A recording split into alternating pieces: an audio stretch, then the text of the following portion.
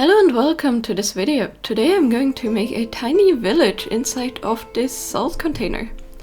This one is actually one I've already used for a diorama once before, like years ago, but I didn't really like anymore what was in there, so I decided to make a new thing. Starting off with covering the base in some PVA glue and then dipping it in some fine sand. This is just pet sand, but I found that it works really well because it doesn't dust that much. And it takes paint really well and it absorbs glue nicely, so this is mainly what I'm using for all my models. And then I drew a very simple map onto some paper to just have the placement of the houses roughly, how many houses of which sizes I need, and just the base of it. And I'm using some XPS foam that I cut into tiny pieces for the houses and roofs, and then some round pieces for some of the rounder houses. All these houses have straw roofs, that means I wanted the texture of course, and I just used some macrame yarn that I combed to separate the strands, and then I douse it in PVA glue and glue it onto this paper to have a little base backing. And this actually worked super well, and I used a similar technique before for another diorama that I made. And after painting, it just has this really nice texture that works for these kind of miniatures. And while that was drying, it was time to assemble the houses, because some of them have very odd shapes and are not as straightforward as some others that are literally just rectangles with roofs. So I had to, wait for the first part to dry and then add tiny details to these houses. And after everything was dry, it was finally time to apply the roofing. This was really simple. This was just cutting thin strips of the pre-prepared roofing material off, and then just using some more PVA glue to glue them on, and some scissors to properly cut them to size. And with that, I had most of my tiny houses. There was a special case, however, later for the round houses, because for the roofs of those I needed to use a different technique, and that was basically first to shape the base of the roofs. I used some paper clay that I glued over with PVA glue, and I just shaped it into this rounded roof shape. And then I used a slightly different method to make the straw roofing, because instead of actually gluing it onto paper, I used the same material and I just covered it in the PVA glue, let it mostly dry till it was still very flexible though. The paper kind of really takes that away. And then once it was super flexible still, but mostly dry where I could cut it, I just cut it into tiny thin strips and applied it to the round roofs. And that actually worked surprisingly well, even though in the beginning I didn't know if it would. Because these roofs are kind of a struggle, if I would have used paper cones or something, that means I would have had to layer the quote-unquote straw differently, and I think it would have looked way too bulky. I actually tested it and it fully did. But with this method, with it still being slightly flexible, even if there's some tiny gaps in between the straw, the paint is gonna cover it, and at least it has this layered texture. My camera really wanted to focus on the houses in the background and not on me making the roof, so you guys don't really get to see what I was doing there. I hope my description kind of helped. But with all that, I finished most of the houses. I figured later that I totally forgot a smaller house, but that's totally easy to replace. So at this moment, I just blissfully started painting. Just made most of the houses are sided with stone that almost appears white, and then some of them are made of darker stained wood, and mostly all the houses have door details that are wooden. So I painted the sides white and then added these darker brown details, or almost details. I'm using a really fine brushy. This was so tiny. The details aren't really that exact, but I tried super hard to make them look like windows and doors. This is a really fine nail art brush that I'm using. I'm just like adding like tiny dots for windows and like tiny stripes for doors basically. And then on the purely dark wood houses I'm going to use black for all the windows and doors just to give it a little bit of a difference. And after like I painted all of the base sides, I mean the wooden houses are fully like wooden, which means like even the roofs are this darker color. But like for the other ones, the roofs have a lighter straw color, and since I spilled the color anyway and the original color is a bit too light, I added like this very light beigey yellow to the roofs, and this also helped to like hide the paper, the white paper underneath, and to fill in the gaps a little bit. And I have to say, so far these houses look so adorable. But also it was very satisfying to paint these, even though it was a little bit of a struggle, but I think like in the end they turned out so cute. And as I do with most of my models, in the end I'm also going to apply some washes, which are hopefully gonna highlight like all the roofing details and all that, because it would just be a shame if it looked too flat. And after the paint has fully dried, it was finally time to place the houses. Some of these didn't quite have the size anymore that we're supposed to, so the placement isn't quite as accurate, even though I tried to make kind of a replica. But the village I'm remaking here, or trying to recreate, is ever-changing anyways from like comic to comic, and some of you guys may have already guessed what I'm making. For those of you who didn't, this is basically inspired by a comic series, if you're wrong, and it's called Asterix. So this is his village. He's basically like a Gaul warrior that fights against the Romans in a village that like is the only village of its kind that like avoids being taken over by the Romans. And they have a magic potion from a druid that they use to fight the Romans. And it's just very nostalgic for me, and I always wanted to have like a village, but I didn't want to make it too large, so when I came up with the idea of making like a miniature in the Salto, I thought that was like a really ideal situation to like create something I really love just as a tinier version that I can still look at and, you know, just imagine like how they would like live in there and things like that. Now the village has like one house in the middle that's a tree house. This is from the Bard. And I made the tree by using some paper clay around like a dowel, and then I added some tiny pieces of basically just completely glue strengthened like single threads of the same macrame fiber that I used before, that I painted brown. And those I just glued onto the sides for like the little steps that spiral out the tree to reach the tree house. And after that it was time for some greenery. At this point I totally forgot that the houses need chimneys, so I'm gonna add them later, don't worry. For those of you that noticed already too. But yeah, for the greenery I was first thinking of using like really tiny static grass, but then I decided I'm going to go with this very fine moss. And I'm just using some classic watered down PVA glue, just like you do with most model building, and pressing this in, and then once it's dry, like this is a very, very fine variation of this like sponge moss.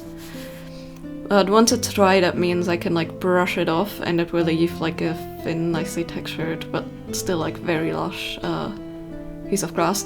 I am still going to color this because there's a decent bit of spots of the sand still showing through, and the glass in this area looks like super, super green, especially to a time where they didn't have any pollution or anything, so you know, the grass was even greener probably, so I wanted to add that with just using some of my model colors. By the way, for all the painting I used Vallejo model paints.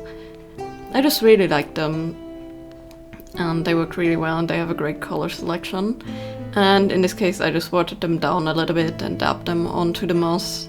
And with it being like sponge moss, it actually takes in any kind of like liquid glue and liquid paint really well, which is super nice for like changing colors. Like you can even use the moss for like some kind of deserty place and like color it yellow and things like that. But in this case the green worked out super well and it was super nice. And then it was also time to add the river, and with some of the houses being a bit larger and not in quite the place that they should be, technically, adding the river was a bit more challenging, so I kind of had to be a bit sneaky, and part of it runs underneath the house, but we can just imagine that house has like maybe some underlying stone structure or something that like, you know, saves it from the water reaching it. So I just used one of those like sharp edge sculpting tools for clay, where you can cut clay away with a curette or what you want to call it. And then I simply added some blue paint on top.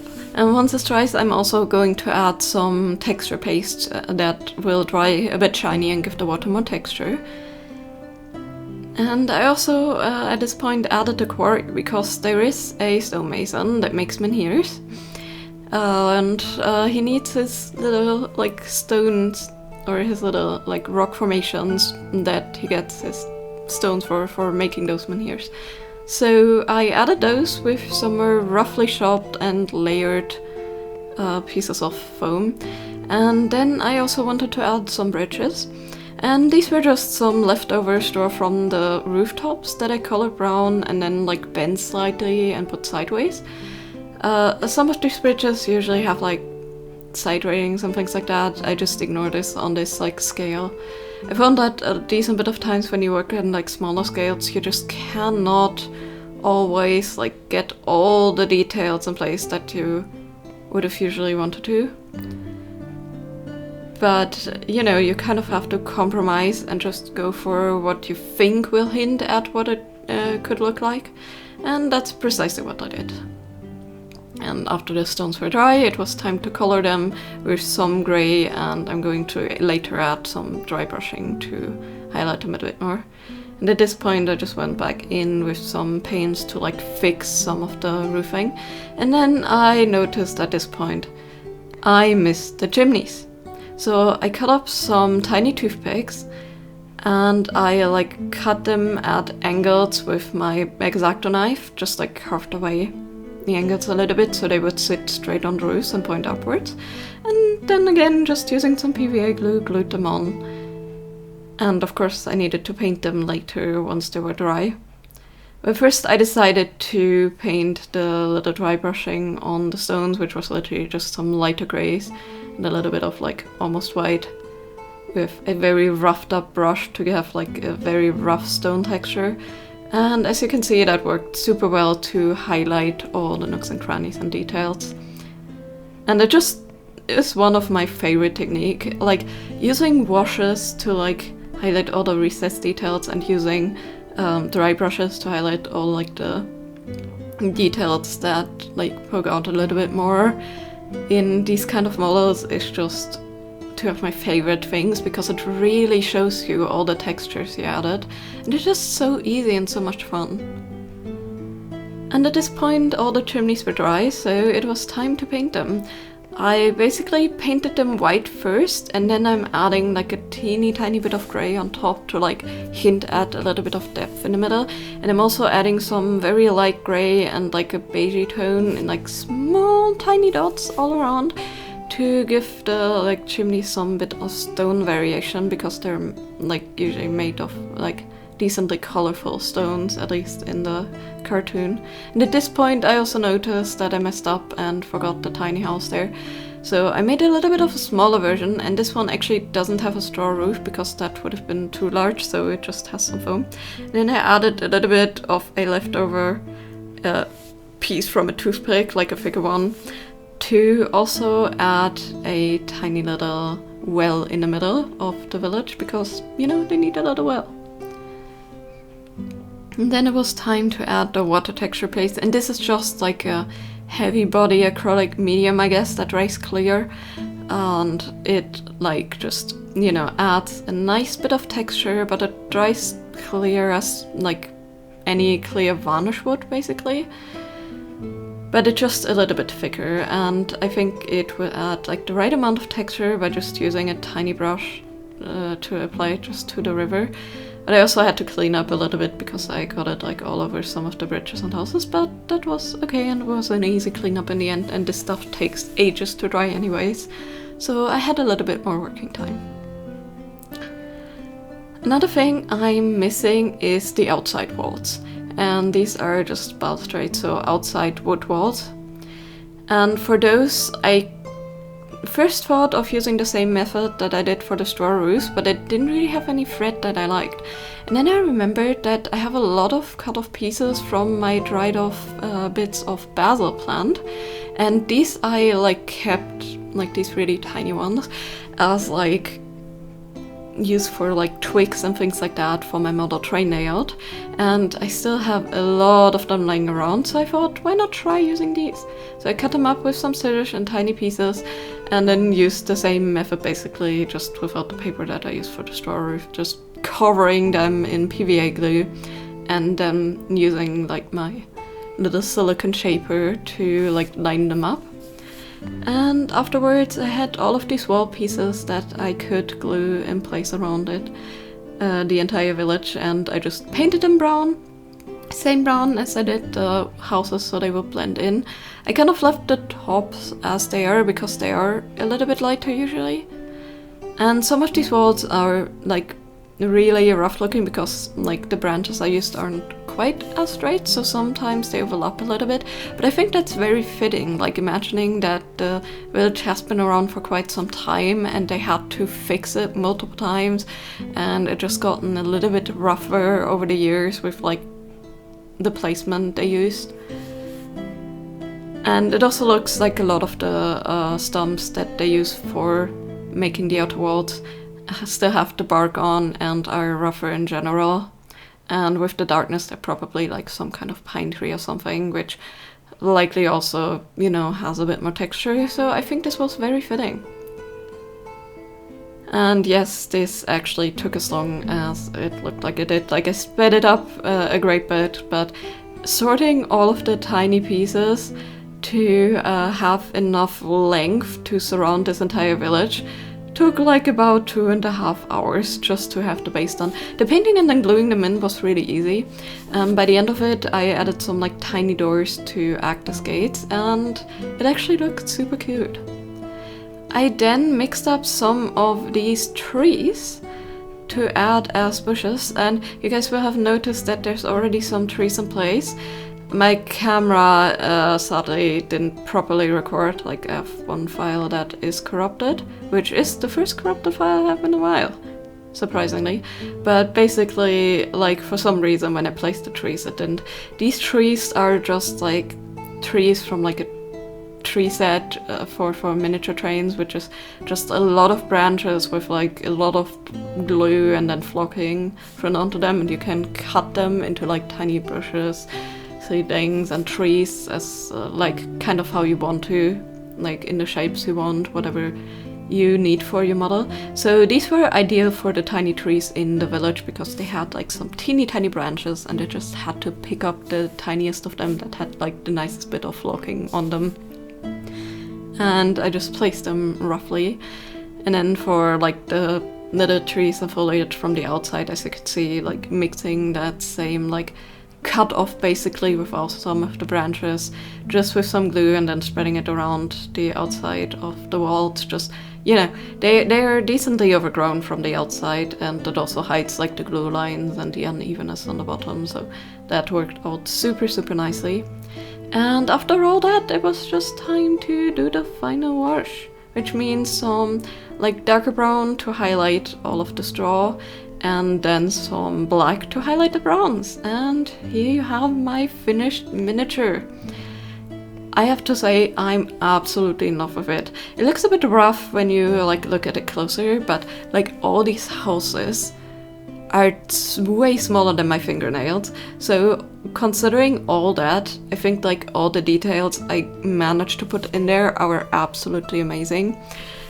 And although it's not quite as accurate as it would have been, like, you know, or as I would have liked it, I still think it's more than accurate and recognizable enough to where I am personally like super happy with the outcome, and I can really imagine like all the villagers just living inside of there. This almost reminds me of the little village model that you see in one of the movies for the land or dimensions of the gods, where Caesar is basically showing a little model of the village.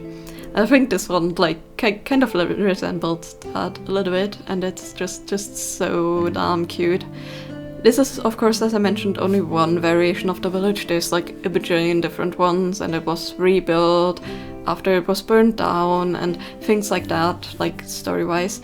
But I actually quite like this chaotic layout, because this is one from like a little bit earlier where they were attacked from all sides for moments, and this is just one of my favorite stories of theirs. And the map they have is like one of the most informative of like where the buildings are in the village. So I decided to replicate that, and maybe in the future I'm gonna make the new village. But for now, as I said, I'm really content at having this, and it looks so nice to just have it like sitting there on my shelf. And, you know, even with the glass dome. I didn't add the glass dome here because it's really hard to film through that with my lights. It's just purely reflecting. But in person, when you look through it, it just gives it something that just I really like about it. And, you know, the idea of having a miniature village in a glass is just adorable anyways. But as always, let me know in the comments down below what you thought of my creation, and which kind of comic or children's story was one that you really liked in your childhood. Also let me know that one in the comments down below if you want to.